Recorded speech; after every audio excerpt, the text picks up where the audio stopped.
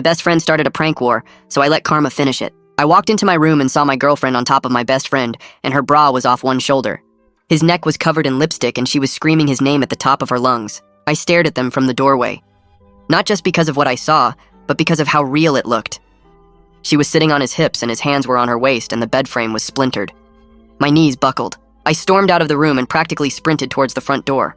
"Wait!" my so-called best friend yelled. My girlfriend cackled like a goose behind him. "It was just a prank!" I didn't turn around at first because I didn't want to hear what came next, but she wrapped her ugly hands around me and flashed her phone screen in my face. On it was a video from my hidden camera in the living room, time-stamped, and it showed them setting it up, talking about which clothes would make it look real. We thought it would be funny. You were supposed to get mad. I had to stop myself from spitting in her face. My reaction was part of the entertainment. That's when my best friend popped out from behind her. "So are we all good?" he asked with a grin, holding out his hand to dap me up. Clap. I dapped him up back. "Yeah, bro, I forgive you. You were just having fun. But her?" I then turned to my girlfriend and looked at her like she was a cheap hooker begging for some cash. She should have known better than to disrespect me like that. Her face went red and she ran out to her car. My friend Chase laughed. "You're the homie, bro. That chick was chopped anyways." He didn't know it at the time, but I was about to flip the switch on him. Except 10 times worse. For the next few days, Chase wouldn't shut up about how epic his prank was. He even posted his greatest hits on his private story, mocking me to everyone we knew, all while I was working in the shadows, slowly cooking him alive.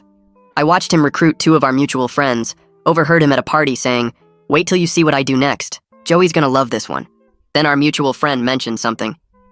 "Yo, Chase keeps asking if you live alone now?" He knew my grandma had just moved in 3 months ago after her heart attack. She was still prone to them. That night, Chase called. "Dude, I'ma pull up to your crib tomorrow at 2. Got something to show you." His voice had that same excited tone from before the cheating prank. "Yeah, man, 2 p.m. works. Just me and you?" I kept my voice steady. "Of course, bro. Just us." That night, I felt like a child before Christmas morning. I made sure everyone important would be around when Chase was there.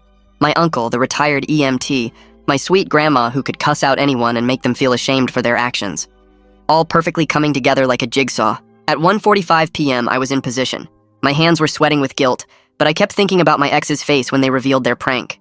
At 2 p.m. sharp, I heard his car. Through the window, I could see 2 figures slouched in the back seat. Of course, he brought cameras. Chase walked in checking every window, probably making sure we were alone. "Come in. I'm in the kitchen," I called out. He strutted in with that stupid grin. "Hey, bro, before I show you what I planned."